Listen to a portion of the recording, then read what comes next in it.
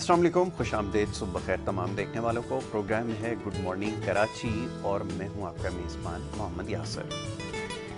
Programme में नाज़रीन मुख्तलिफ मामलात पर मुख्तलिफ मसाइल के हवाले से गुफ्तगू करते हैं। अवामी नौइयत के मामलात और मसाइल प्रोग्राम में ज़्यादा ज़ेर बहस आते हैं और उसमें भी सर फहरिस्त जो शहर कराची के मसाइल हैं वो इतने ज़्यादा हैं कि लगता ऐसा है कि शायद कोई भी हुकूमत ऐसी नहीं है जिसके पास इन मसाइल का हल मौजूद हो। अब यकीनन जो प्रोग्राम बाकायदगी से देखते हैं वो ये बात यकीनन सोचने पर मजबूर होंगे कि रोज़ाना की बुनियाद पर क्यों इन मसाइल की बात की जाती है। मैं हमेशा ये बात दोहराता हूँ, इन मसाइल का तस्करा करना ज़रूरी है। अभी गुज़िश्ता दिनों जो कुछ हुआ है, पुलिस के एक आला अफसर ने जिस किस्म का बयान दिया है उसके ऊपर बड़ा शोर और वावेला हो रहा है और यकीनन होना भी चाहिए। और अमन व अमान के हवाले से इससे पहले जो कुछ होता रहा वो भी सबके सामने ही यकीनन। पुलिस की अपनी कारकर्दगी के हवाले से माशाल्लाह आए दिन जो वाक़यात रोनुमा हो रहे हैं वो सबके सामने हैं। ये भी किसी से कोई ढकी छुपी बात नहीं है। बिलखुसूस जो शहर कराची के बासी हैं इससे बखूबी वाकिफ़ हैं, जानते हैं क्या सारी सूरत हाल है। थाना कल्चर के हवाले से भी बखूबी ये जानते हैं। शब रोज़ उनका वास्ता इन तमाम मामलात से पड़ता है, सारी चीज़ों से इल्म। और इसके साथ साथ फिर जो दीगर मामलात थे उसके ऊपर कुछ बात होती रही जो सैलाब के बाद सूरत हाल है। मुख्तलिफ़ प्रोग्राम्स में मुख्तलिफ़ टीवी चैनल्स पे देख ही रहे हैं। मीडिया का काम ही आपको बाखबर रखना है, हर ख़बर आप तक पहुंचानी है। तो वो भी सारी सूरत हाल यकीनन आपके सामने है। लेकिन जब शहर कराची के मसाइल की बात करते हैं, अभी इतने सारे मसाइल हैं, किसी एक मसले के ऊपर अगर बात करना शुरू करें तो आप कई ऐसे प्रोग्राम्स गुजर जाते हैं। यहाँ पहले ही सूरत हाल बड़ी पेचीदा थी। पानी की कमी का सामना साल हर साल लोगों को है, उसकी शिकायत मौसूल होती रही हैं। फिर बिजली की लोड शेडिंग एक बड़ा वबाल है शहर कराची के लोगों के लिए। 12-12, 14-14 घंटे की बग़ैर एलानिया लोड शेडिंग हो रही है, वो भी सिलसिला भी रुका नहीं है। सेहत सफाई के मसाइल पहले ही बहुत ज़्यादा थे, बारिश के बाद तो परेशानियाँ लोगों की दो चंद हो गई, वो भी आपके सामने हैं। सारे मामला आप देख ही रहे हैं। और फिर ये बढ़ती हुई महंगाई और फिर ये जो भी हुकूमत आती है उसके नित नए तरीक़े लोगों को लूटने के। बिजली के बिलों के ज़रिए जो है वो पैसे लेने का एक तरीका जो है वो अब निकाला गया है। तो कोशिश ये है जितनी भी हुकूमतें हैं कि तमाम तर जितने भी टैक्सेस हैं वो उसके ज़रिए ही वसूल किए जाएँ, चाहे वो लाइसेंस फ़ीस के नाम पर हो टीवी या किसी और नाम पर हो, या कोई फ्लड सरचार्जेज़ हो माजी में लगते रहे। उसके अलावा न जाने और क्या क्या लोगों की जेबों से पैसे निकलवाए जा रहे हैं, क्योंकि वो जानते हैं कि लोग मजबूर हैं ना चाहते हुए भी। शहर यरगमाल बना हुआ है बिजली की तकसीम कार कंपनी के हाथ कि अगर बिजली के बिल नहीं जमा करवाए जाएंगे तो मजबूरन उनको अपनी बिजली से महरूम होना पड़ेगा। और इस सिलसिले में फिर कोई सुनवाई होने वाली नहीं है। कोई इदारा ऐसा नहीं है जो इस इदारे के ख़िलाफ़ कोई कार्रवाई कर सके, या किसी के मातहत ये इदारा नहीं आता। आला अदलिया के फ़ैसले इसके ऊपर असरअंदाज नहीं हो रहा है। इससे ज़्यादा और क्या कहा जा सकता है। बहरहाल तो ये अभी मामलात से निकले नहीं थे। फिर अमन व अमान की सूरत हाल, जैसे हमेशा से इसका तस्करा होता है, शहर कराची हमेशा तनकीद की ज़द में रहा है। और तनकीद से बचने के लिए शायद पुलिस के जो आला अफसर लगाए गए हैं उन्होंने आसान रास्ता ढूंढा है कि अपनी सारी ज़िम्मेदारी जो है वो आवाम के ऊपर डाल दी जाए। बहरहाल मैं इसके ऊपर तबसरा इसलिए नहीं करना चाहता, मैं हमेशा इनकी क्रेडिबिलिटी, इनकी काबिलियत के हवाले से सवाल करता आया हूँ। जिस तरह इनकी भर्तियाँ होती हैं, जिस तरह इनको अपॉइंट किया जाता है, जिन लोगों की फरमाइशों पर लाया जाता है, कुछ चीज़ें आवाम के सामने हैं। सोशल मीडिया का दौर है, लोगों को सारी बातें पता हैं कि कौन किसके रेफरेंस से आ रहा है, किस तरह प्रमोट हो रहा है, किस तरह आउट ऑफ टर्न प्रमोशंस मिल रही हैं, शहर में जो कुछ हो रहा है, जितनी वारदातें हो रही हैं, पीछे कौन लोग हैं, क्या क्या हो रहा है, इंक्रोचमेंट किस तरह करवाई जाती है। ये सारे मामला कोई ढकी छुपी बात नहीं है। किसी किस्म की वजाहत देने की कोई ज़रूरत नहीं है। लोगों को बखूबी इन तमाम चीज़ों के बारे में इल्म है। और होता अमूमन ये है कि मैं अक्सर मुताले का, क्योंकि शौक़ है, किताबें मैं जब इनकी पढ़ता हूँ, इनके रिटायरमेंट के बाद जब भी किताबें लिखते हैं तो ऐसी ऐसी कहानियाँ ये लिखते हैं कि आप हैरान रह जाएं। ये अपने इदारे की कारकर्दगी को बेहतर बनाने के बजाय जब इनके पास पोजीशन होती है, इनके पास इख्तियारात होते हैं, तो बिल्कुल ये बेबस नज़र आते हैं। और जब जैसे ये रिटायर्ड होंगे उसके बाद ये किताबें लिखना शुरू करते हैं और फिर बताते हैं कि इदारे में क्या क्या खामियाँ थी। तो ये हमारा वतीरा हमेशा से रहा है, क्योंकि हम बेसिकली नाअहल लोग हैं। बड़ी तल्ख बात है, लेकिन बात ये सच है, नाअहल लोग हैं। ये हमेशा से हमारा वतीरा रहा है कि अपनी खामियों को, अपनी गलतियों को दूसरे के सर डाल दिया जाए, और बिल्कुल वैसा ही हो रहा है। जैसे मैंने कहा, काबिलियत पे एक बहुत बड़ा सवाल है। ना कोई तालीमी काबिलियत, और जो तरीक़ाकार हमने भर्ती होने का रखा है वो भी सबके सामने है। और जिस तरह भर्ती होते हैं और जो सारे मामलात हैं बिलखुसूस शहर कराची में, ये इससे भी सबको बखूबी लोग इल्म रखते हैं कि किस तरह ये भर्ती होकर आते हैं। तो बहरहाल ऐसे लोगों के ऊपर तबसरा करना इंतहाई बेमायने है। बहरहाल हमारे अपने बड़े सारे मसाइल हैं जिसके ऊपर बात करना ज़रूरी है। अभी कुछ देर पहले बात हो रही थी ट्रैफिक जैम की सूरत हाल। अब ये पूरे शहर में ये मामूल बन चुका है। पहले भी जैसे मैंने अर्ज़ किया कि सूरत हाल ज़्यादा बेहतर नहीं थी। कराची की कोई भी शाहराह, कोई भी सड़क ऐसी नहीं बची, पहले ही तबाहली का शिकार थी। लेकिन बारिश के बाद तो इस वक्त इस कदर तकलीफ़ दह सूरत हाल है लोगों के लिए, यहाँ पे रहने वालों के लिए, जो मुल्क में सबसे ज़्यादा टैक्स देते हैं, कि सड़कों के ऊपर, अब सड़क कहना जो मुनासिब नहीं है क्योंकि वो सड़क पहले कभी माजी में शायद हुआ करती थी, लेकिन जो गुज़रगाह अब रह गई है वहाँ पे पैदल चलना दुश्वार है, गाड़ी चलाने का तसव्वुर नहीं किया जा सकता। तो यही वजह है कि लोग जब घर से अपने दफ्तर के लिए जाते हैं तो घंटों उनको जो है वो ये ट्रैफिक जैम की जो खफकत है ये झेलनी पड़ती है। और उसके बाद फिर खैर से अब आगे क्रिकेट मैच का मरहला है, लोग पहले ही खौफज़दा हैं। इसकी वजह से जो बाकी मानदा जो गुज़रगाहें बची हैं वो भी बंद हो जाएंगी, ना जाने क्या होगा, फिर किस तरह अपने घरों तक पहुँचेंगे। ये सारी फ़िक्रें हैं शहर कराची में रहने वालों। और फिर इस किस्म के जो नाअहल लोग हैं, अफसरान हैं, उनकी तरफ से बयानात दिए जाते हैं। तो जनाब ये हकीकत है, इसको समझने की ज़रूरत है। लेकिन ये आप जहन में रखिए कि चाहे कोई भी हुकूमत हो, बज़ाहिर लगता है ऐसा, ये बड़ी तल्ख़ बात है, अब ना चाहते हुए इसलिए कहनी पड़ती है कि लोग तकाज़ा करते हैं, भेजते हैं पैगामात, क्यों आप इस बारे में बात नहीं करते, निशानदेही तो करते हैं कि आप उम्मीद रखते हैं। तो बाखुदा यकीन कीजिए, मुझे किसी से कोई उम्मीद नहीं है सिवाय उस ज़ात के जो इस सारा निज़ाम चला रहा है। वरना आप यकीन करेंगे जो लोग हैं हम पर मुसल्लत किए गए हैं, ये असाब की शक्लें, सैकड़ों लोगों की जानें रोज़ाना शहर कराची में जा रही हैं और उसके ऊपर अपनी गलती मानने की जगह फरमाइए रहे मौसाले ख़ुद इसको बड़ा चढ़ा कर पेश कर रहे हैं माशाल्लाह। तो इससे आप तालीमी काबिलियत और जहनीत का अंदाज़ा लगाइए कि जो अफसरान लगाए गए हैं, तालीमी काबिलियत तो ज़ाहिर है कोई नहीं है। एक मैंने आपको बताया एक तरीक़ाकार, एक फ़रसूदा किस्म का राइज है जिसके ज़रिए मखसूस लोगों को मुंतखब करके, सेलेक्ट करके यहाँ तक पहुँचाया जाता है। तो जनाब इसी किस्म की बातें फिर होंगी और इसी किस्म के लोग फिर हम पर मुसल्लत होते रहेंगे। बहरहाल बातें करने को तो बहुत सारी हैं, हक़ाइक़ बहुत सारे हैं, अगर सामने ला कर रखूँ तो फिर बड़ा मुश्किल हो जाएगा आपके लिए मामला। तो बहरहाल ऐसे बयानात से गुरेज़ करें, जो काम आपको सौंपा गया है, मैं बड़े साफ़ अल्फाज में कह रहा हूँ, उसके ऊपर आप फोकस रखें। ये तो तरजीहात में शायद पहले भी शामिल नहीं था, और सोचा तो ये था कि न जाने और कितने ऐसे मामलात हैं जो आवाम के सामने लेकर आऊँगा कि क्या क्या होता रहता है यहाँ पर, क्या कोशिशें की जाती हैं, जिससे भी आप पूछेंगे किसी भी पुलिस के आम शख्सियत से, उसके पास यही कुछ करने के लिए बातें होंगी। और हकीकत ये है कि जिससे भी आप सिपाही या किसी से भी अगर आप पूछें, उसकी पूरी कोशिश होती है कि किसी मिनिस्टर के साथ ड्यूटी उसकी लगा दी जाए। ये तो तमाम तर कोशिशें। तो बहरहाल और भी बहुत सारी बातें हैं माशाल्लाह, और जो कुछ काम कराची में हो रहे हैं कोई ढकी छुपी बात नहीं है जनाब मन। और बहुत सारे मामलात हैं जिसके ऊपर बात करनी है, ख़ास तौर पे हमारे लिए इस वक्त बड़ा अहम मसला है। ये बड़ी अजीब सी यहाँ के रहने वाले लोग जो हैं, गुज़िश्ता रोज़ जुमे के दिन जब प्रोग्राम कर रहे थे, हमारे एक अज़ीज़ यहाँ पर मौजूद थे, फ़लाही कामों में बड़ा बढ़ चढ़ कर हिस्सा लेते हैं। उन्होंने बताया कि शहर कराची के लोग जो इस वक्त कंट्रीब्यूट कर रहे हैं, जो मुखय्यर हज़रात सामने आए हैं सैलाब मुतासरीन की मदद के लिए, ये बड़ी गैर मामूली बात है। ये जज्बा जो है शायद और कहीं देखा नहीं गया। तो ये शहर कराची के लोग हैं।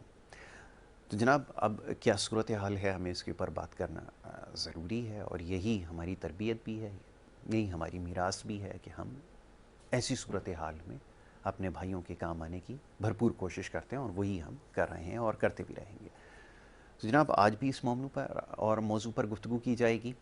मोअज़्ज़ज़ मेहमान स्टूडियोज़ में तशरीफ़ ला चुके हैं, उनसे तमाम मामलात पर गुफ्तगू करेंगे। जनाब मोहतरम शहज़ाद रज़ा साहब, समाजी कारकुन हैं, उनको मैं खुशामदीद कहूँगा। बहुत शुक्रिया शहज़ाद साहब प्रोग्राम में वक्त देने के लिए। शहज़ाद भाई फरमाइए, सूरत हाल आपके सामने है, आप जायज़ा ले रहे हैं, और इससे पहले भी जब हमारी प्रोग्राम में गुफ्तगू हुई थी आपने निशानदेही की थी कि मसाइल इतने ज़्यादा हैं कि वो शायद महीना, 2 महीना, 3 महीने या इससे ज़्यादा में हल नहीं हो सकते। इसके लिए एक वक्त दरकार है, और उससे भी ज़्यादा ज़रूरी जो चीज़ है, जो कि तकरीबन नामुमकिन है, वो ये कि हुकूमत संजीदगी का मुज़ाहरा करे और ऐसे इक़दाम करे कि आने वाले वक्तों में नुकसानात कम से कम हों। लेकिन अभी जैसे हालिया जो रिपोर्ट शाया हुई है, जो बैनुल अक़वामी इदारे जरीदे शाया कर रहे हैं, उसमें ये बताया जा रहा है कि नुकसानात की जो बड़ी वजह है वो हमारी अपनी गलतियाँ, खामियाँ हैं, जिसको उन्होंने लफ्ज़ खामियाँ और गलतियाँ इस्तेमाल किया है, वो हम कहेंगे कि हमने ख़ुद लोगों के ऊपर मुसल्लत किया है। तो ये सूरत हाल है। फरमाइए क्या सूरत हाल आप बिल्कुल यासिर, ऐसे ही है, क्योंकि हम वो लोग हैं जो वहाँ होके और देख के आए, जहाँ जहाँ सैलाब सिंध और बलूचिस्तान में आया। बात यह है कि लोग बोल रहे हैं कुदरती आफात, अजाब, ऐसा कुछ नहीं है भाई। ना कोई अजाब आया, ना कुदरती आफात आई है कोई ऐसी। मिस मैनेजमेंट, बिल्कुल ठीक ठीक है, मिस मैनेजमेंट की वजह से ये हुआ है। और अभी खौफ का ये आलम है कि थोड़े से बादल आते हैं तो लोग चिल्लाना, देखा हमारे बच्चे तो टेरिस पे चले जाते हैं मज़े करने के लिए, लेकिन जो सूरत हाल है यार, ना हमारा जो है खुल के मीडिया भी सही से दिखा रहा है यासिर, जी जी, ठीक है ना। बहुत सारी चीज़ें हैं जो दबाई जा रही हैं और कुछ चीज़ें सही भी हैं, क्योंकि जिस हिसाब में जनाजे बच्चों के उठे हैं और जिस हिसाब से अमवात हुई है उसकी कोई शरह नहीं है, ठीक है ना, नहीं हम अंदाज़ा लगा सकते। और 2 महीना 3 महीने नहीं, कई सालों लगेंगे इसको मामूल पे आने पे। अभी ज़िंदगी मामूल से बहुत दूर है। और अब ये देखें अभी कि सबसे बड़ी दहशतगर्दी जो होती है वो माशी दहशतगर्दी होती है। ऐसा ही। और जो हमारे साथ हो रहा है, 130 रुपये किलो आटा भी आपको कचरा मिल रहा है, गंदम आपकी ज़ाया हो गई है। उसके बाद पानी जो है, अब डायरिया देखें किस तरीके से फैल रहा है। और मैं बहुत कोशिशों में हूँ, हमने मेडिकल कैंप लगाए।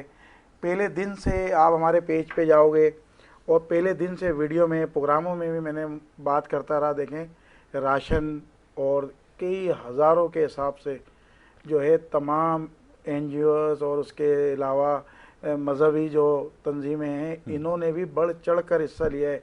सिवाय हुकूमत के और सियासतदानों के अलावा सब ने बढ़ चढ़ कर हिस्सा लिया। इसमें कोई जो है वो जो है ना शक की बात नहीं है, सबके सामने खुल के लोग गए हैं। और बहुत सारी जगहों पे नहीं पहुंच सके, उनकी वजह यह है कि कई किलोमीटर जो है आपके पास जो है ना, समझ लो गाड़ियाँ नहीं जा सकते, ऐसे ही ये कंडीशन है। और बहुत सी वीडियो आई हैं कि भाई सामान छीना जा रहा है, असल में लोगों तक पहुंच नहीं रहा। बिल्कुल ऐसा ही। सही। अब मैं देख रहा हूँ कि यार मेरे आगे से मेरे बच्चे भूख से मर रहे हैं, ठीक है, और मेरे आगे से गंदम जा रहा है, तो मैं तो कोशिश करूँगा कि यार मैं किसी भी तरीके से दूसरे को मारना पड़े, कुछ करना पड़े, मैं जो है ना अपने बच्चों को पेट भर सकूँ, खुद मरना पड़े। बिल्कुल ऐसा ही, बिल्कुल ऐसा ही, ठीक है। हाँ, एक चीज़ और होती है कि मेरे सामने अनाज रखा हुआ है, फिर मैं चोरी कर रहा हूँ, बेईमानी कर रहा हूँ, वो चीज़ अलग है। लेकिन आप ये देखें जितनी पुलिस है, आप दहशतगर्दी आपके सामने है किस तरीके से हो रहा है। और जायजी साहब का जो बयान है, पता नहीं वो रहते कहाँ हैं, किस जगह पे रहते हैं, और वो क्या सोच के ये बात कर रहे हैं। यार ये वो शेर है, ये वो शेर है जिन्होंने लाखों जो है टन गंदम और जो है अपने तन के कपड़े तक उतार के अपने भाइयों के लिए दे दिए। ये वो शेर है भाई, आज से नहीं, ये तो अभी जो है मीडिया फास्ट हो गया, सोशल मीडिया है, तो लोगों को पता चल रहा है। इस शेर ने हमेशा करा है, बिल्कुल ऐसे, ऐसा नहीं है आज करा है, लेकिन आपने इसी को बर्बाद कर दिया। बिल्कुल ऐसे। आपसे इससे ज़्यादा हम क्या तवक्का रखें। पीने का पानी नहीं है, बिल्कुल, ठीक है, और जो है आपके पास चीनी से महंगा जो है ना आटा हो गया है जी, ठीक है, आपके पास फसलें तबाह हो गई हैं, आगे का कोई आपका प्लान नहीं है, कोई चीज़ आप आगे लेके नहीं आए। आप किस तरीके से मामूल पे लेके आएंगे यार, आम आदमी तो नहीं ला सकता, आप लोग ला सकते हो। यासिर एक रोड बन रहा है और ये 2007 में बना था, 2005 में सॉरी बना था वो रोड। आज बन रहा है नई Karachi industrial area, link road है, सुपर हाईवे जी। वो पता है कौन बना रहा है? वो नई कराची इंडस्ट्रियल एरिया की यूनियन बना रही है, और मजबूरन ब्लैकमेल होने के वजह से वो सिंध गवर्नमेंट का नाम दे रहे हैं। ये हाल है, अब चंदे पे चलेंगे हम लोग। बिल्कुल ऐसा ही है। ये आपने बिल्कुल ठीक कहा कि ये हमारी सूरत हाल है। बहरहाल मैंने आपसे जैसे इससे पहले भी इब्तदाइया में अर्ज़ किया कि ये हमारी नाहली है, और जब इस तरह के लोग लगाए जाएंगे तो आप कैसे उम्मीद रख सकते हैं कि हालात बेहतर होंगे? ये मुमकिन नहीं है। बहरहाल और दीगर मामलात और मौज़ूआत पर गुफ्तगू करनी है। हमारे साथ हमारे एक और मोअज़्ज़ज़ मेहमान टेलीफोन लाइन पर उन्होंने हमें ज्वाइन किया है, डॉक्टर मोहम्मद शहबाज। मैं उन्हें खुश आमदीद कहूँगा। डॉक्टर साहब, thank you so very much, बहुत शुक्रिया प्रोग्राम में वक्त देने के लिए। जी यासिर, बहुत शुक्रिया आपका। डॉक्टर साहब, हालात का आप जायज़ा ले रहे हैं, और क्या इसके ऊपर कहा जाए? मेरे पास अल्फाज शायद कम पड़ गए हैं। जिस तरह की इस वक्त सियासत हो रही है, ख़ास तौर पे एक सियासी जमात जिस किस्म के बयानात दिए जा रहे हैं, और बड़ी हैरानकुन बात है कि जलसे भी मुनक्किद हो रहे हैं और जलसों में खड़े होकर तबाही के किस्से भी सुनाए जा रहे हैं। ये हो क्या रहा है? वाक़तन ऐसा है कि हमारे पास लोग ऐसे हमें मैसर आएंगे आगे चल के भी जो इन मामलात को हल कर सकेंगे? क्योंकि अभी कुछ देर पहले जो मौजूद गुफ्तगू था वो ये था कि हमारे पास वो लोग ही नहीं हैं जो डिलीवर कर सकें। फरमाइए, आप इसके ऊपर क्या कहना चाहेंगे? बड़ी बदकिस्मती है यासिर। मेरे ख्याल में हर एक आदमी, चाहे वो इक़्तिदार में बैठा हुआ है चाहे आम आदमी है, मेरा ख्याल है कि खौफ खुदा जो है ना वो इनके दिलों से ख़त्म हो चुका है। बिल्कुल ऐसा ही। मैं अभी मुल्तान में हूँ। मैं परसों डेरा गाजी खां का इलाका है, दरखास्त जमाल खान जी, तो वहाँ मैं जो ज़ाहिर सी बात है सैलाबज़दा लोग हैं उनकी मदद के लिए गुजरांवाला से सामान का ट्रक लेके आया जी। और मैंने आगे मेरी टीम थी, मतलब कि एकेडमिया के लोग थे, कुछ चाइना में काम कर रहे थे, वो जो फॉर्चुनेटली आए हुए थे यहाँ पे जी।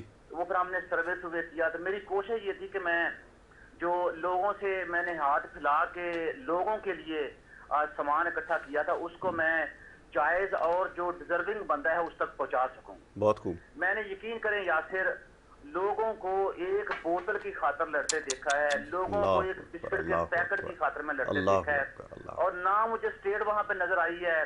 चंद एक मतलब कि एक आध ट्रक मैंने अखुवत फाउंडेशन के देखे थे जो मतलब मेरे साथ थोड़ा सा आगे गए। हमने ये किया कि जो दरखास्त जमाल खान शर्की, गरबी, जनूबी, शुमाली, वो चारों मौजे के लोगों को हमने एक जगह पे इकट्ठे कर लिया। वहाँ जो एक चीज मुझे अच्छी मिली वो एक पुलिस वाले थे हमारे पास 5-6, उन्होंने बहुत तावन किया और बहुत सारा उन्होंने चीजों को कंट्रोल करने में हमारी हेल्प भी की, और उसकी वजह से मैं पूरे का पूरा सामान जो है वो शाम तक मैंने तकसीम कर लिया था। बहुत खूब। आप जनाबे वाला, जब बाकी सिचुएशन में वहाँ पे देखता हूँ तो यकीन करें मुझे तो सामान से तकसीम मैंने कर लिया, बड़ी मुझे खुशी हुई कि चलो मैंने इस जिम्मेदारी उठाई, जिस जिम्मेदारी को मैंने पूरी जिम्मेदारी समझ के उसको मैंने अदा किया। लेकिन मुझे जो एक तो सीन मैंने देखे, जैसा मैंने कहा कि बोतल की खातर मैंने लोगों को लड़ते देखा, वो यकीन कर मुझे पूरी रात नींद नहीं आई। बिल्कुल ऐसा ही है, यकीनन और ऐसा ही। उसके अलावा जो खबरें मैंने सुनी कि यहाँ के लोगों ने हमें बताया कुछ MPAs MNAs उनके पास सामान आया हुकूमत की तरफ से, तो उन्होंने अपने अपने गोदामों में बंद कर लिया या उन्होंने जो मुस्तहिक बंदे थे उन तक नहीं पहुंचने दिया। मुझे समझ नहीं आती इस बात की कि कितना को ये लोग माल इकट्ठा करेंगे और कब तक इकट्ठा करेंगे, माल इन्होंने लेके कहाँ पे जाने हैं। बिल्कुल ऐसा ही। वही 2 रोटी गरीब खाता है सुबह नाश्ते में या एक खाता है अपनी जरूरत के मुताबिक, वही मैं खाता हूँ, वही आप लोग खाते हैं। बिल्कुल ऐसा ही, आपने सही कहा। पेट कितने बड़े हैं और इनके पेट कब तक भरे जाएंगे, मुझे ये समझ नहीं आ रही बात। बिल्कुल ऐसा ही। आपको जब पता है कि पाकिस्तान में अगर हम एवरेज लाइफ की बात करें 60-70 चलो 80-100 साल कर लें, 125 साल कर लें, आपको ये पता है कि आखिरकार हमने वापस खुदा के पास जाना है। तो अल्लाह ताला ने हमसे पूछना है कि भाई साहब दुनिया को तुझे मैंने भेजा था, तुझे मैंने ताकत भी दी, तुझे मैंने दौलत भी दी, तुझे मैंने फेम भी दिया, तुझे मैंने स्टेटस भी दिया, बता मेरे लोगों के लिए तुमने क्या किया। बिल्कुल ऐसा ही। तो वही आपसे आपके अपने सिंध में मतलब कि क्या नाम है उनका, वो बसान साहब जो कह रहे थे जी मंजूर हसन साहब का मंजर जो है वो पेश हो रहा है, पानी 7-8 फुट चढ़ा हुआ है। इनको जरा ये ख्याल नहीं आया कि लोग ऑलरेडी जो है वो तबाह बर्बाद हो गए, तो हम इस तरह के बयान दे के उनके जख्मों के ऊपर नमक छिड़केंगे। बिल्कुल तो ऐसा ही। थोड़ा सा कुछ ख्याल करना चाहिए। अब आ जाते हैं दूसरी तरफ जो बात आप कर रहे थे जी जी जी, हमारे पास अहल लोग हैं या नहीं है। जी सर लोग हैं।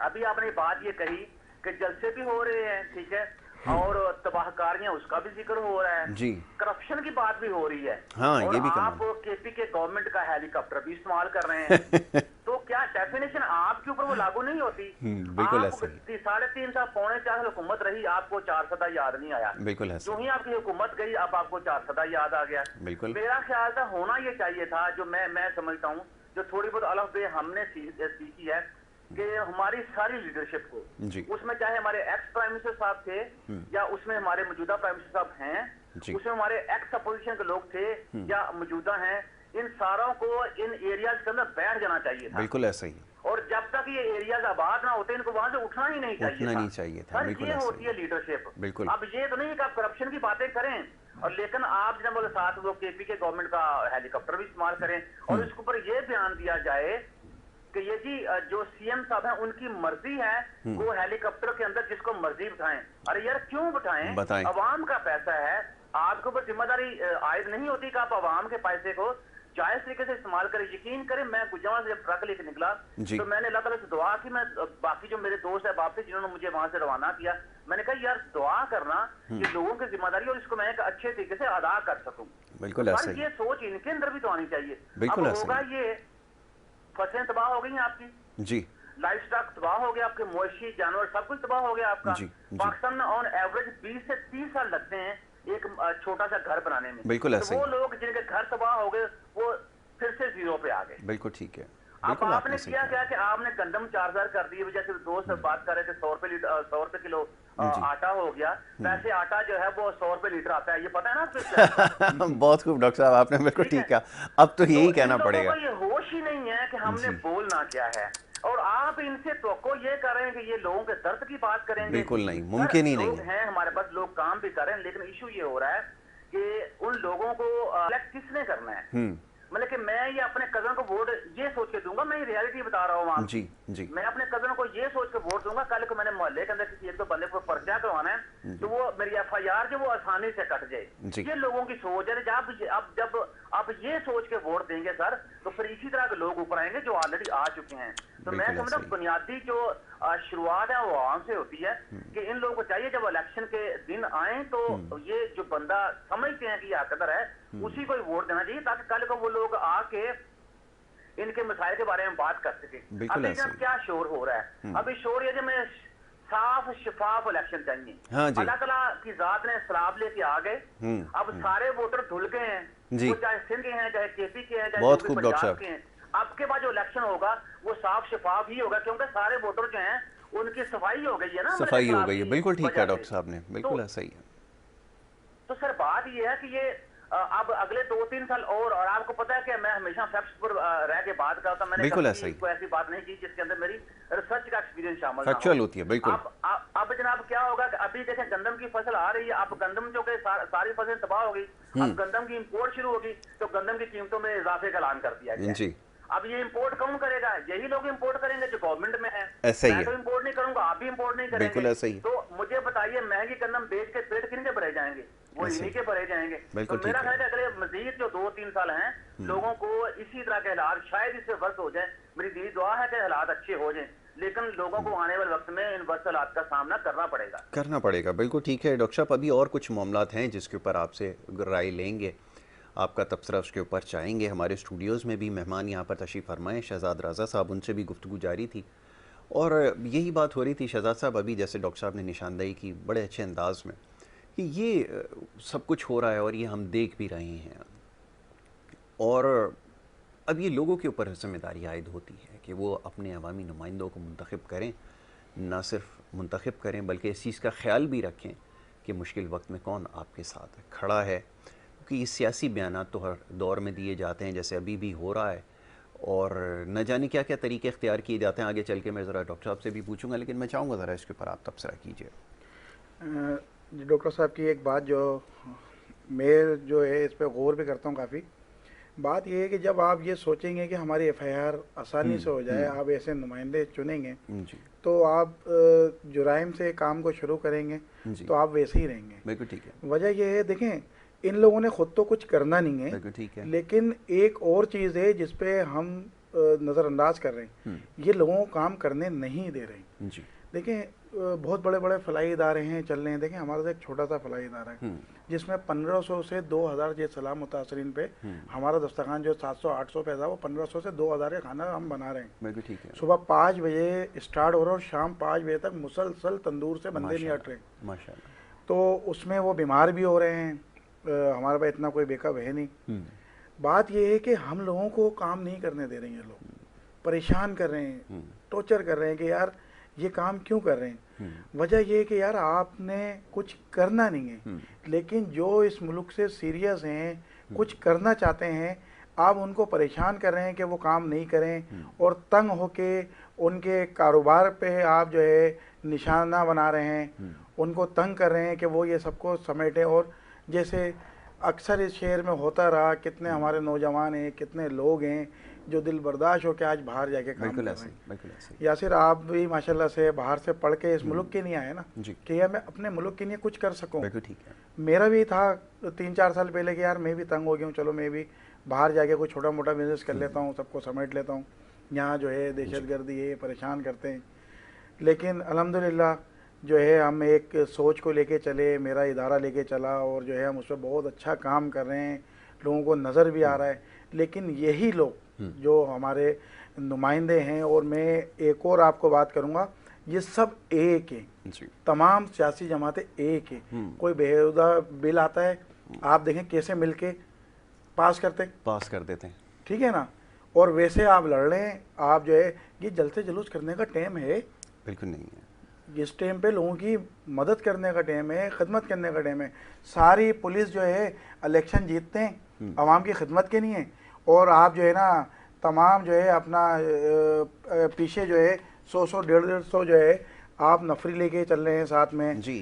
आप क्या किसी की मदद करेंगे? ये तो हमारा, ये वाकई आपने सही कहा कि ये बिल्कुल इससे नहीं ज़ाहिर होता कि मदद करने की किसी की पोजीशन में है। अच्छा, एक ब्रेक के लिए कहा जा रहा है, एक मुख्तसर सी ब्रेक यहाँ पर डॉक्टर साहब मैंने लेनी होगी, और ब्रेक के बाद जब वापस आऊँगा तो कोशिश करूँगा कि मज़ीद कुछ मामलात हैं जिस पे बात की जा सके। तो नाज़रीन, एक छोटी सी यहाँ पे ब्रेक है, ब्रेक के बाद वापस आएंगे, गुफ्तगू के सिलसिले को जारी रखेंगे। आप देखते रहिए programme good morning Karachi.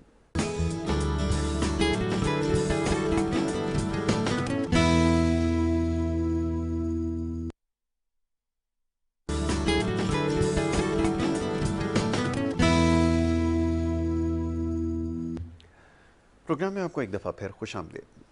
Break पे जाने से पहले गुफ्तगू हो रही थी मुल्की सियासी हालात के हवाले से, और उससे भी ज़्यादा जो बारिश के बाद और सैलाब के बाद की सूरत हाल है, उस मौजू पे हम गुफ्तगू कर रहे थे। आजकल मौजू गुफ्तगू यही है क्योंकि लोगों की परेशानियाँ इतनी ज़्यादा हैं, मुश्किलात इतनी ज़्यादा हैं कि इस वक्त कोशिश तो ये होनी चाहिए थी कि तमाम तर इख्तिलाफ़ात को भुला कर, और जैसे अभी डॉक्टर साहब ने कहा, हमारे साथ लाइन पे एक दफ़ा फिर मौजूद है डॉक्टर शहबाज ने कहा कि जितने भी ये सो कॉल्ड मुंतखब नुमाइंदे हैं नाम निहाद, ये जाते बजाय जलसे जुलूसों के अपने अपने हलकों में बैठ जाते और वहाँ जाके इन तमाम मामलात को देखते कि कौन इस वक्त कितने मुश्किल में है, उसकी मुश्किल को कैसे कम किया जाए और इमदाद की तरसील वगैरह, और ना जाने इस तरह कितने मसाइल हैं जो उसको देख सकता था, लेकिन ऐसा नहीं हुआ। और ख़ास तौर पे जिस किस्म के बयान दिए जा रहे हैं उस पर भी लोग हैरान हैं। बहरहाल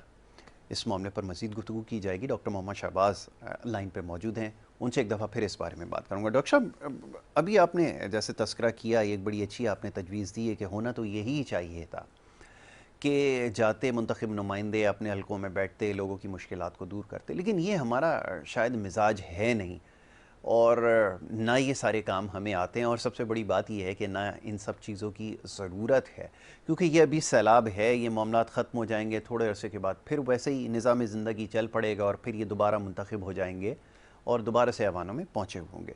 सवाल ये है डॉक्टर साहब कि ये सिलसिला आखिर कब तक इसी तरह चलता रहेगा, इसका ज़रा मैं जवाब चाहूँगा।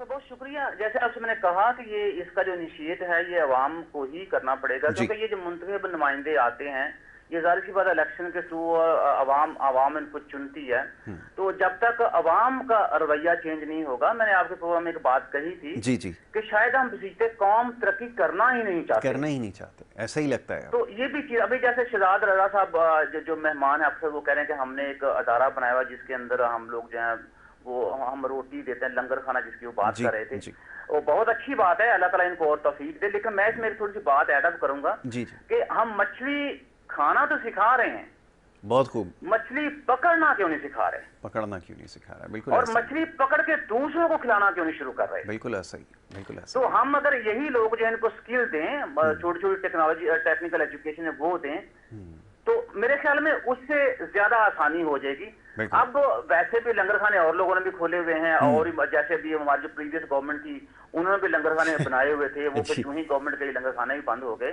तो मैं ये समझ रहा हूँ बजाय कि हम कोई इस तरह के शॉर्ट टर्म, हम लोग भी जो है उसमें मैं भी शामिल हूँ, बल्कि मैं अभी जो ट्रक सामान का लेके गया था, मैंने अपनी एक एनजीओ नमज फाउंडेशन के नाम से मुतारफ करवाई है। उसमें हमारा जो पहला इनिशिएट था जो हमने लिया, मैं भी जाहिर सी बात अवामी आदमी हूँ, और मुझे ये लगा कि अब बजाय कि मैं ज्यादा तवक्को करूँ गवर्नमेंट से, बेहतर यह है कि मुझे खुद मैदान में आना चाहिए और मैं जितना अपने हैसियत के मुताबिक कर सकता हूँ वो करूँ। तो मैंने अभी तो चलो मैंने भी वो मछली क्या कहते हैं खाना ही सिखा रहा हूँ उनको, लेकिन मेरा अगला स्टेप जो है कि हम नमज के प्लेटफॉर्म से वो टेक्निकल एजुकेशन के नाम से या लोगों को टेक्निकल स्किल करने के लिए हम अपना इंस्टीट्यूट बनाएंगे। तो मेरे ख्याल में हमारे ये जो मुखय्यर हजरात हैं इनको इस तरफ आना चाहिए। जैसे अभी ये मेहमान ये भी बता रहे थे कराची में कोई सड़क बना ली है, बजाय कि हम हुकूमत को देखे जी, हुकूमत तो मसरूफ है इस तरह की बातों में जी। डॉलर की कीमत जो है वो खबरों की वजह से बढ़ रही है। ये खबरें कौन लीक करता है? बहुत खूब, ऐसा ही है। तो पार्लियामेंट के अंदर नहीं बैठे हुए, मैं तो पार्लियामेंट के अंदर नहीं बैठे हुआ, जब पार्लियामेंट के अंदर से वो खबर लीक होती है, सारी बात जो बंदे पार्लियामेंट में बैठे हैं वही खबर लीक करते हैं ना। बिल्कुल ऐसा। ठीक है, हमारी प्रायोरिटी ये है कि हमें लंदन जाना है, मलका साहिबा का जो वो जनाजा वो अटेंड करना है। हमारे लोग मर रहे हैं तो मरें, हमारी प्रायोरिटी ये है कि मुझे जलसे करने हैं। साथ में ये भी कहता हूँ कि जो अवाम के रिसोर्सेज हैं उसका नाजायज इस्तेमाल हो रहा है और मैं कर भी रहा हूँ। तो आप ये समझते, आप ये नहीं समझते कि इन लोगों ने हमें इतना कंफ्यूज, इतना पोलराइज कर दिया है कि अब हमें शक होता है ये सच सच है या ये झूठ झूठ है। इस तरह से अवाम जो है इन्होंने इसके अंदर चक्रे। जब तक अवाम इस चाल से बाहर नहीं निकलेंगे, जब तक अवाम अपने बारे में नहीं सोचेंगे, जब तक अवाम जो है वो जायज तरीके से अपने वोट का जायज इस्तेमाल नहीं करेंगे, मेरा नहीं ख्याल कि ये लोग जो हैं आपके बारे में कुछ सोचेंगे हम करें। मुझे बल्कि ये भी डर है कि पास में 3 क्लासेस काम कर रही हैं, एलीट, मिडिल और उसके बाद पूरा क्लास। और अब हो ये रहा है कि जो सफेद कुछ तबका था वो एलिमिनेट होता जा रहा है। और आने वाले दिनों में जो मैं देख रहा हूँ शायद इस मुल्क में दो क्लासें रह जाएंगी, अमीर और गरीब। जो क्लास है वो खत्म हो रही है। बिल्कुल ऐसा ही, आपने बिल्कुल ठीक निशानदेही की है डॉक्टर साहब। तो ये बिल्कुल ऐसा ही है इस वक्त, ये बड़ी गैर मामूली सूरत हाल है। और जिस तरह महंगाई की जा रही है, तो ये जो अभी आपने जो इसमें दरमियाना तबका या मिडिल क्लास जिसको कहते हैं, इसको जो है वो ख़त्म किया जा रहा है, बल्कि ख़त्म तकरीबन इसको कर दिया है। शहजाद साहब, ये डॉक्टर साहब ने जो अभी निशानदेही की है, अब ये ऐसा मामला है। देखें, डॉक्टर साहब तो ख़ुद माशाल्लाह साइंस पढ़ाते हैं, ये इकनॉमिक साइंसेस जो है उसके ऊपर कमांड रखते हैं, पूरी दुनिया में पढ़ाते रहे हैं और पढ़ा भी रहे हैं। तो यही बताते हैं जाके दुनिया में कि कैसे आपने तवाज़ुन कायम रखना है। लेकिन हम अपने लोग हमारे महरूम हैं इन तमाम चीज़ों से, और कोई भी हुकूमत या कोई भी शख्स ऐसा हमें नज़र नहीं आता जो लोगों को इस गर्दाब से निकाल सके। अभी हाल ये है कि आप जितने भी टैक्सेस हैं, इतने तरीके आपने ईजाद कर लिए हैं, वो KMC के चार्जेस भी आप जाओ बिजली के बिलों के ज़रिए लोगों की जेबों से निकल पा रहे हैं। तो लोग फिर किसके पास जाएं? यहाँ तो अदालत के पास भी जाते हैं, उनके खिलाफ कोई अगर ऑर्डर कर भी दें तो उनके ऊपर अमल नहीं होता है। क्या किया जाए फिर? फिर मैं एक जवाब आपको भी दूंगा और डॉक्टर साहब को भी मैं कहूँगा। असल क्या है, देखो हम लोग जो है ना कब सीखेंगे? हम सीखते नहीं हैं, भले कितने ही आप तालीम दे लें, जितना इनको समझा लें, असल में समझना नहीं चाह रहे। देखें खान साहब, मैं खान साहब से एक चीज़ सीखा हूँ। खान साहब, मैं जिस एरिया में मैं फलाई इदारा चला रहा हूँ और जिस एरिया में मेरा दस्तरखान है, यहाँ पर खान साहब खुद आए थे, खड़े हुए पानी के अंदर पाइचे ऊपर करके, इतना पानी था और सड़कें उस वक्त में भी टूटी हुई थी जब ये इलेक्शन के नहीं आए थे। ये एरिया है PS 99 अलीम आदिल शेख साहब का, ठीक है। खान साहब यहाँ पर आए, खान साहब ने आके बड़ी तकरीरें करी, ये एरिया को मैं पेरिस बना दूंगा और मैं ऐसा कर दूंगा। वो एक ही दफ़ा आए और उसके बाद नहीं है, वो इलेक्शन से पहले उन्होंने वहाँ पर एक जो है यतीम खाना के लिए एहसास से जो है उन्होंने जो है काफ़ी बड़ी जगह उन्होंने परचेज़ की, जिसमें 1000 की रिहाइश और 1000 आदमियों को खाना देने की बात करी थी उन्होंने। वो 4 साढ़े 4 साल हो गए, उसके ताले जब भी बंद थे, अब भी बंद है, 2-4 चौकीदार उसमें रहते हैं, ना वहाँ खाना दिया जाता है ना वहाँ कुछ है। तो जब मैंने ये देखा और समझा कि क्योंकि वहाँ ज़रूरत है, वहाँ फैक्ट्री एरिए हैं, बड़े पैमाने में मासियाँ निकलती हैं काम करने के लोगों के घरों में, 40-50 गोट हैं, वहाँ के लोगों ने बेवकूफ़ बनाया, वहाँ से इलेक्शन जीते और एक दिन भी इनका वो यतीम खाना लंगर खाना नहीं खुला। तो उनको देखते हुए मैंने 50 आदमी 100 आदमियों से जो मेरी तौफीक थी मैंने स्टार्ट लिया। बिल्कुल ठीक है, ठीक है। स्टार्ट लेते लेते आज माशाल्लाह से 1500 से 2000 के करीब इस वक्त के अंदर खाना पका रहे हैं, खाना खिला रहे हैं। ठीक है। अगर मैं भी कोई सारे ही अपनी जेब से नहीं करता हूँ, मेरे साथ भी जब मैं स्टार्ट लिया फिर मेरे साथ लोग मुकैर आज़ाद जुड़े और खान साहब के साथ जो है मिनटों सेकंडों में जो है लोग जुड़ जाते हैं, ऐलानात करते हैं। और अभी पंजाब की सूरत हाल मेरे भाई ने बताई कि पंजाब में भी वही मैनेजमेंट है। सिंध का हाल तो यूँ वो है कि यहाँ शुरू से सिंध और बलूचिस्तान के सरदारी निज़ाम रहा, वडेरा निज़ाम रहा, जागीरदार निज़ाम रहा। और मैं अपने भाइयों को देख रहा होता हूँ, वो खान साहब पे ऐसे बात कर रहे होते हैं कि एंड में हमें ही शर्मिंदगी से चुप होना पड़ता है कि मैंने यार मैं इसको क्या समझाऊं। शहजाद साहब सॉरी मैं आपकी बात काट रहा हूँ। सिंध को आप सिंध ना कहें, सिंध को आप वीनस कहें। देखो सिंध को हमने वीनस बना दिया ना। बहुत बिल्कुल ऐसा ही है डॉक्टर साहब, बिल्कुल आपने सही कहा कि ये अच्छा डॉक्टर साहब, ये मेंटालिटी हमारी कब चेंज होगी? हम ये कब तक सुनहरे ख्वाब दिखाते रहेंगे? हम कराची को कराची क्यों नहीं बना सकते? फैसलाबाद को फैसलाबाद क्यों नहीं बना सकते? हम क्यों लोगों को ये झांसे देते रहते हैं और गरीब आदमी के जज्बात को इसी तरह जो है हम मजरू करते रहते हैं? ये कब तक ये सिलसिला आखिर चलता रहेगा? ये भी तो फरमाइए। इन लोगों से तो कोई उम्मीद नहीं जी। जब तक हम अपनी आवाम को एजुकेट नहीं करेंगे तब तक ये चीजें जो है ना वो ऐसे ही रहेंगे। क्योंकि देखें ये सारी चीजें अपना हक मांगना, अपने हक के लिए लड़ना या अपने हक के लिए बाकी लोगों को मोटिवेट करना, उनको इनकरेज करना और जायज लोगों को आगे लेके आना, उसमें शऊर जो है उसका बड़ा हाथ है। बिल्कुल ठीक है। बल्कि शऊर ही होता है जो ये सारी चीजें करवाता है। और शऊर कैसे आएगा? शऊर एजुकेशन से आएगा। बिल्कुल ठीक। आप सिंध की हालत देखें, मैं जो कि पंजाब में यहाँ पे मैं देख रहा हूँ, आप हैरान होंगे। मुझे सुन के ये बात हैरानी हुई कि कहते हैं कि यहाँ पे कोई आदमी जो है, कोई सरदार उसके साथ हाथ मिलाए तो वो कई हफ्तों वो हाथ नहीं धोता जी। कि सरदार साहब ने के साथ मैंने हाथ मिलाया, मेरा हाथ इतना तो वो क्या कहते हैं उसको मोतबर हो गया है कि मेरे अंदर इतनी हिम्मत नहीं है कि मैं इसको धो सकूं। और वो सारे लोगों को बताता है भाई सरदार साहब ने मेरे साथ हाथ मिलाया है जी। इसी तरह यहाँ पे ऐसा होगा कि सरदार साहब आते हैं तो वो बात करते हैं, कहते हैं कि मैं आप देखें लोगों को कैसे बनाया जाता है जी, कि जी। मैं ठीक है सरदार हूँ तो मैं इस्लामाबाद में रहता हूँ तो मुझे ज्यादा फोन नहीं करने आपने, क्योंकि इस्लामाबाद में कभी कभी सिग्नल नहीं मिलते, सिग्नल नहीं मिलने तो फिर कहाँ जाके सिग्नल मिलने, कहाँ जाके मिलने, बिल्कुल ऐसा ही तो उनको जब इस तरह से बेवकूफ बनाया जाता है। जी, और वो लोग बेवकूफ बन भी जाते हैं जब एजुकेशन आएगी। और आप देखें 75 साल की हिस्ट्री है हमारी जी। आप देख रहे हैं यहाँ पे प्राइमरी एजुकेशन या सेकेंडरी या हाई स्कूल एजुकेशन के ऊपर कितना जोर दिया गया है। सिंध के अंदर कितने ऐसे गोश्त स्कूल हैं जिसके अंदर गोश्त उस्ताद हैं, वो तनख्वाहें भी ले रहे हैं, सारे खर्चे हो रहे हैं। सिंध की जो लिटरेसी रेट है वो आप खुद देख लें। इस तरह जनूबी पंजाब में आ जाए। अब मुझे को बंदा अब हुआ क्या कि जब आप बात कर रहे थे उसकी करप्शन की और क्राइम की बात कर रहे थे, यहाँ सूरत ये है कि ट्रक ड्राइवर जो हमारा सामान लेके आया था जी, वो जब डिजीखन आया तो वो आके यहाँ पर रुक गया। मैंने कहा यार ये खुदा का काम है, तो तुम इससे आगे चलो, हम तुम्हें खुश करके भेजेंगे, परेशानी की कोई जरूरत नहीं है। बिल्कुल तो ठीक उसने है। प्रॉब्लम क्रिएट कर दिया, चलो मिन्नत मदद की हमने, तो उसको वहां तक ले गए। अब वो कहता है कि मुझे किराया ज्यादा बढ़ा के दे वरना मैं दोस्त मोहम्मद मुजारी खोसा साहब जी उनको फोन करूंगा। अच्छा बताओ।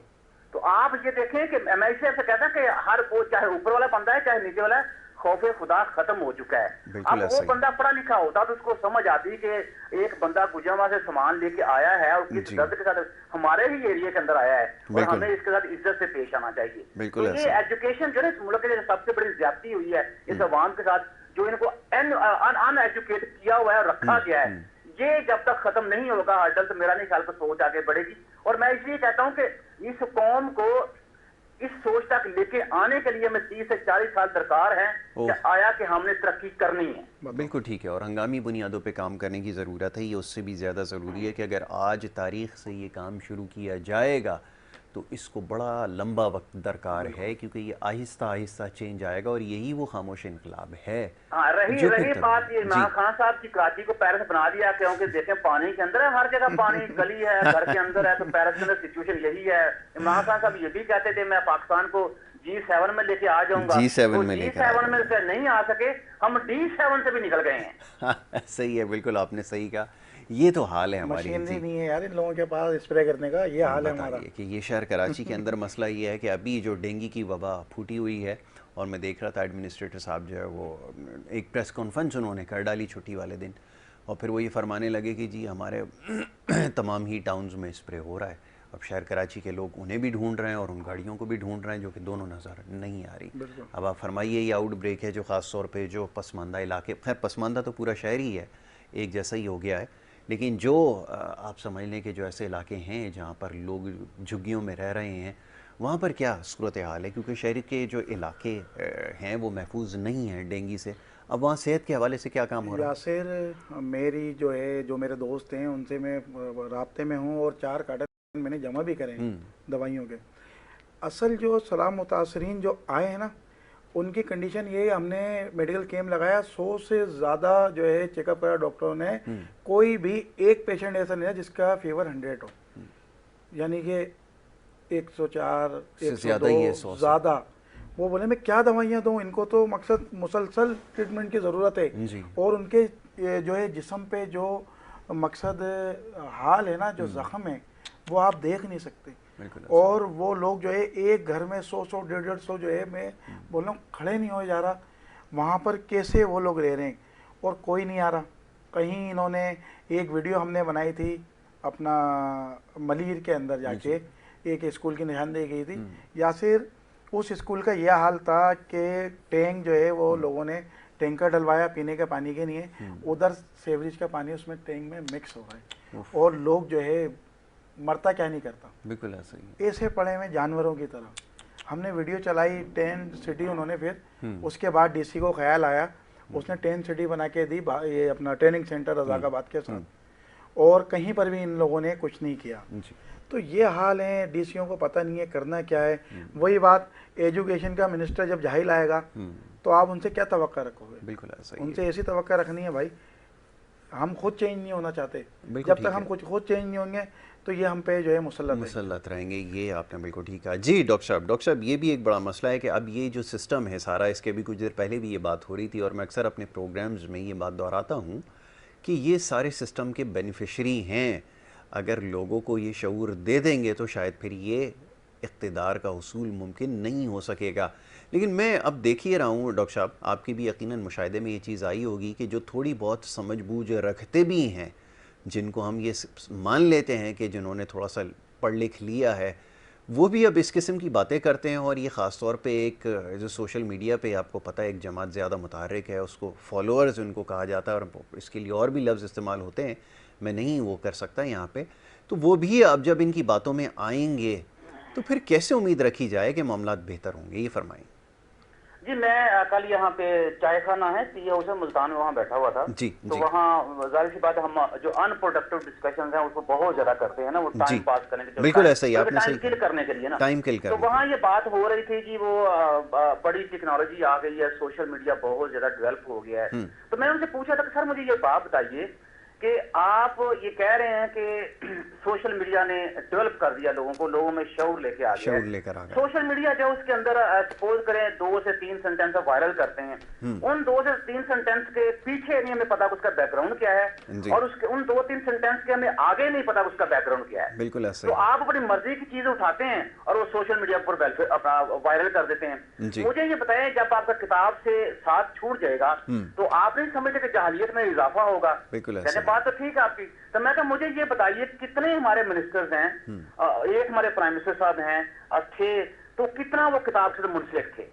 कोई बंदा, आपने बोला जो बाहर के लीडरों को देखें, उन्होंने अपने जो भी जॉब है वो चाहे वो स्पीकर हैं, पार्लियामेंट को संभाल रहे हैं, या वो सेनेट को संभाल रहे हैं, या वो मिनिस्टर हैं, या डिप्टी प्राइम मिनिस्टर हैं, या प्राइम मिनिस्टर हैं, तो उन्होंने अपने लिए एक पढ़ने का खास वक्त रखा होता है, उसमें वो स्टडी करते हैं, जो भी उनका डिसिप्लिन है, जो भी उनकी मिनिस्ट्री है, तो हमारे लोग जो हैं वो किताबों के साथ कितना मुंसलिक हैं, बिल्कुल मुंसलिक नहीं है। और दूसरी बात ये, इसी तरह जैसे जैसे लोगों ने पढ़ना शुरू कर दिया तो ये जो इंस्ट्रूमेंट थे सोशल मीडिया के, उनको स्पेस मिल गई, तो उन्होंने हमारी जहरियत के अंदर इजाफा कर दिया। आपके लीडर जब ये कहें, अब आप खुद ही फैसला कर लें, चलो जी 1 किलो जो है ना आटा वो 100 रुपए लीटर में आता है जी। ये मुझे बताइए ये कहाँ का इल्म है, ये किस किताब के अंदर लिखा हुआ है? बिल्कुल ऐसा ही है। तो आप इस कदर बुखलाहट का शिकार हैं कि आपको यही समझ नहीं आ रही कि मैंने कैमरे के सामने क्या बोलना है। कभी आप ये कहते हैं 1,40,000 पैगंबर थे, हमने तो 1,24,000 का सुना था, बाकी 16,000 पैगंबर जो मेरे पीटीआई ने आके निशानदेही की है, तो ये गुम हो गए थे, इनको हमने ढूंढा है। और आप ये देखें हमारी नस्ल का हाल, कहते जी वाह वाह जी क्या बात है, क्या बात कर दी इन्होंने। तो इसका मतलब ये कि जो ऊपर बैठे हुए थे उन्होंने तो पढ़ना छोड़ा है, नीचे वाले पढ़ना छोड़ दिया, क्योंकि अब चेंज ये आया है, जो हमारे हुकामे बाला हैं वो ये समझते हैं कि ये भेड़ बकरियों का मुल्क है, ठीक है, और इनको सिर्फ हाँकने की जरूरत है, इनको ना रास्ता चाहिए, क्योंकि भेड़ बकरियां जो वो चाहे वो ऊंचाई हो गहराई हो वो धक्के मारते हैं एक दूसरे को, और ये भेड़ बकरियों का मुल्क चाहिए, एक दूसरे को धक्के ही मार रहा है। ये मैंने फिजिकली धक्के देखे हैं लोगों को मारते हुए, ठीक है। इनको मेडिसिन की जरूरत नहीं है, इनको एजुकेशन की जरूरत नहीं है। मुझे बताएं कभी किसी बकरी को स्कूल में दाखिल करवाया आपने? कभी किसी भेड़ को दाखिल करवाया आपने? कभी किसी भेड़ को आप जब हॉस्पिटल में लेके गए हैं, किसी बकरी को लेके गए हैं? तो ये जो बातें आपसे मैं कर रहा हूँ कि पूरी की पूरी अक्कासी नहीं हो रही है इस तस्वीर की जो पाकिस्तान में आजकल पेश की जा रही है। बिल्कुल ऐसा ही है। बिल्कुल आपने ठीक कहा डॉक्टर साहब, ये वाक़तन यही सूरत हाल है जो मंजर कशी आपने की। और दूसरी बात ये कि ये अब यकीनन बात ऐसी है, ना चाहते हुए ये बात करनी पड़ती है, लेकिन ये जो जिस तरह से लोगों को ट्रीट किया जा रहा है बिल्कुल ऐसा ही है जैसे एक रेवड़ को चलाया जाता है। डॉक्टर साहब की बात से बिल्कुल मैं मुत्तफ़िक करता हूँ कि यही हमारा तरीका है, आप समझ लें कि हुक्मरानी रहा है, और ऐसे ही लोग फिर मुसल्लत किए जाते हैं जो जाते हैं सैलाब से मुतासर इलाकों में। आप बताइए, जो फरमाते हैं कि बड़ा खूबसूरत नज़ारा है, पानी देखने को मिल रहा है, ये सोच होगी तो आप सोचें फिर लोग कहाँ जाएंगे, कौमें कैसे तरक्की करेंगी। ये फरमाइए आखिरी जुमला जी। असल पता है यासिर जी जी, मसला ये है कि जब तक शाह साहब आप करते रहोगे ना तो शाह साहब ने आपको ऐसे ही रखना है जी, थले लगा के, आपको आगे बढ़ने नहीं देना है जी। यार इनके कहीं पर आपने सुना किसी सियासतदान का कोई बच्चा मुतासिर हुआ इस सलाब से? बिल्कुल नहीं। किसी बाअसर आदमी का सुना आपने? नहीं। ये जितने लोग हैं इनको ये चाहिए था या कहीं और का रुख करते, इनके महलों के अंदर जो है जी पनाह लेते, घुसते, क्योंकि वो उनके पास जो पैसा आपका पैसा है, उन्होंने 70% मैनेजमेंट की वजह से, ठीक है, तो आपको फिर भी ख्याल नहीं आ रहा। फिर भी अभी देखना, अभी इलेक्शन जो है इन्होंने अनाउंस कर दिया बल्दियाती, ये टेमलिंग है, ये पैसा, ये तमाम पैसा जो है आप इन लोगों पे लगाएं जो सलाम मुतासरीन है। आप क्यों दुनिया से भीख मांग रहे हैं?